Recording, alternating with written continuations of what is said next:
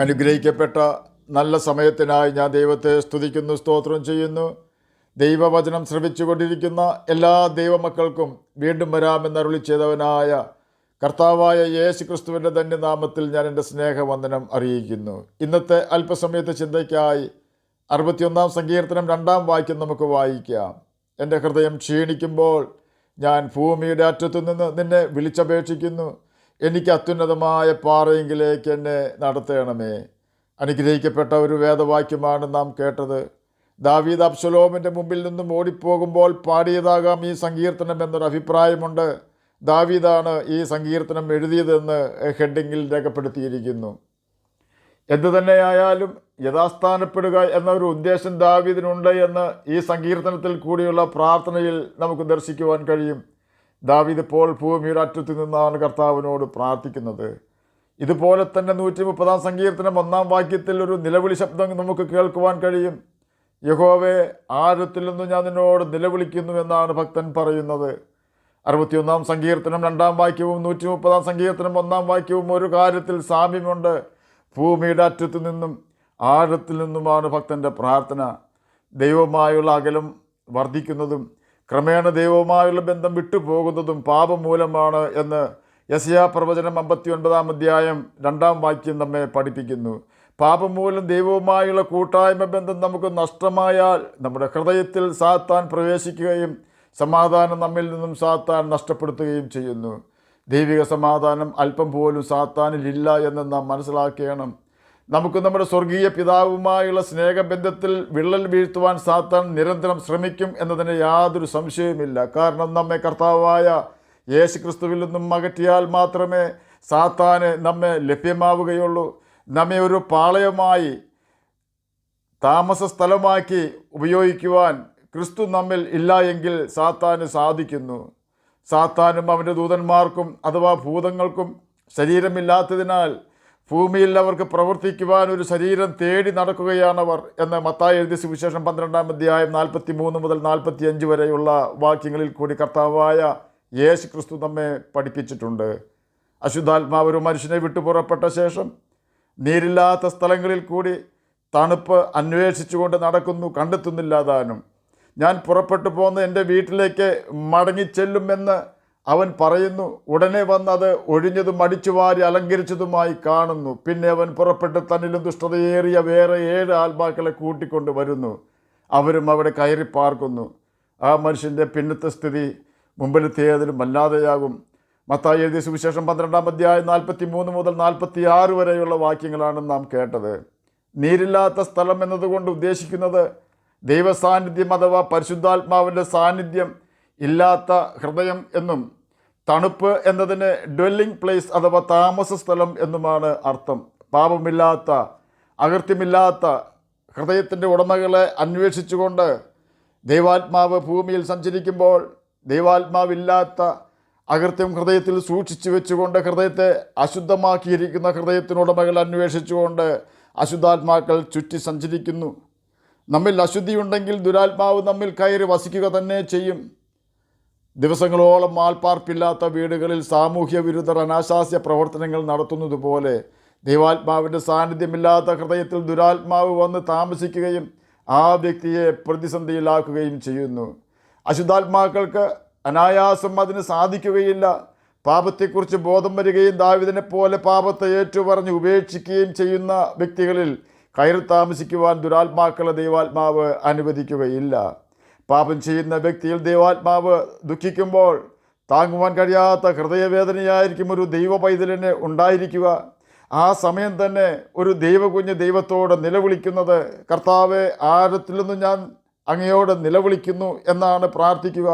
അഥവാ 61 സങ്കീർത്തനം 2 വാക്യത്തിൽ ദാവീദ് പ്രാർത്ഥിക്കുന്നത് പോലെ, എൻ്റെ ഹൃദയം ക്ഷീണിക്കുമ്പോൾ ഞാൻ ഭൂമിയുടെ അറ്റത്തു നിന്ന് നിന്നെ വിളിച്ചപേക്ഷിക്കും എന്നാണ് ദൈവകുഞ്ഞ് പ്രാർത്ഥിക്കുക. നാശകരമായ കുഴിയിലും കുഴഞ്ഞ ചേറ്റിലും അകപ്പെടുമ്പോൾ രക്ഷയ്ക്കായി നിലവിളിക്കാമെങ്കിൽ കരുണയോടെ ഓടി വന്ന് സഹായിക്കുന്നവനാണ് യഹോവയായ കർത്താവ് എന്ന് ദാവീദിന് അറിയാമായിരുന്നു. അതുകൊണ്ട് തന്നെ ക്ഷീണിച്ച ഹൃദയത്തോടെ ദൈവത്തോട് താൻ അപേക്ഷിക്കുകയാണ്.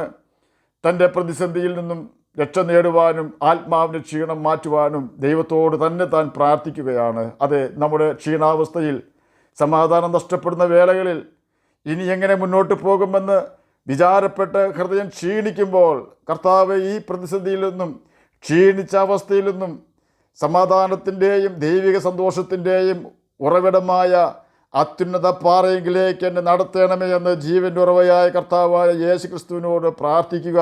അവൻ നമ്മെ സമാധാനം കൊണ്ട് നിറയ്ക്കുകയും ദൈവിക സന്തോഷത്താൽ നമ്മെ ആനന്ദിപ്പിക്കുകയും ചെയ്യും. ദൈവസാന്നിധ്യം നമ്മിൽ വരുമ്പോൾ ഹൃദയസമാധാനവും സഹജീവികളോട് അനുകമ്പയും നമ്മുടെ ഹൃദയത്തിൽ നിറയുന്നു. എന്നാൽ ദുരാത്മാവ് നമ്മിൽ പ്രവേശിക്കുമ്പോൾ പ്രതികാര ചിന്തയും സഹജീവികളോട് വെറുപ്പുമായിരിക്കും നമ്മുടെ ഹൃദയത്തിൽ നിറയുക.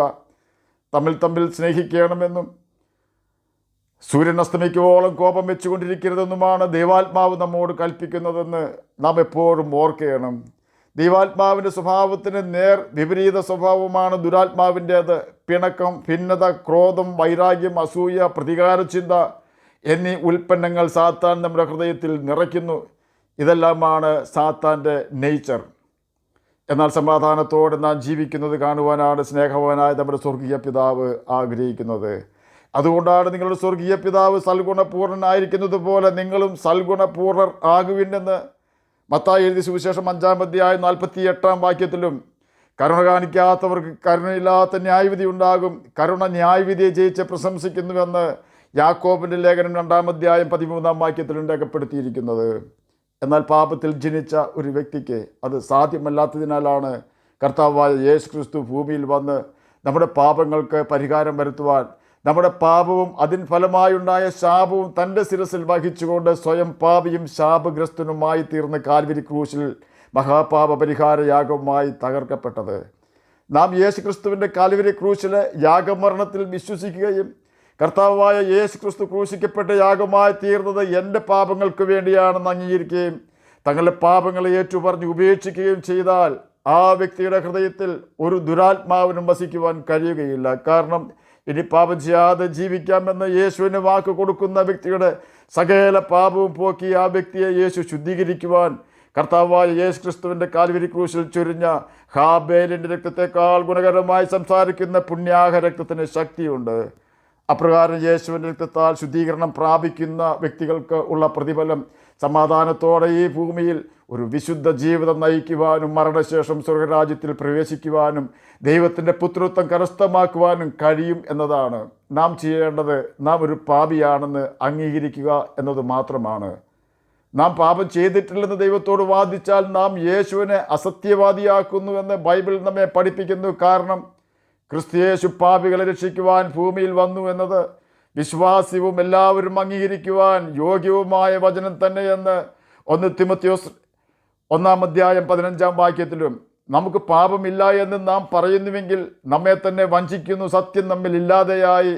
നമ്മുടെ പാപങ്ങളെ ഏറ്റു പറയുന്നുവെങ്കിൽ അവൻ നമ്മോട് പാപങ്ങളെ ക്ഷമിച്ച് സകല അനീതിയും പോക്കി നമ്മെ ശുദ്ധീകരിക്കുവാൻ തക്കവണ്ണം വിശ്വസ്തനും നീതിമാനുമാകുന്നു എന്ന് 1 യോഹന്നാൻ 1-ാം അധ്യായം 8 മുതൽ 10 വരെയുള്ള വാക്യങ്ങളിലും രേഖപ്പെടുത്തിയിരിക്കുന്നു.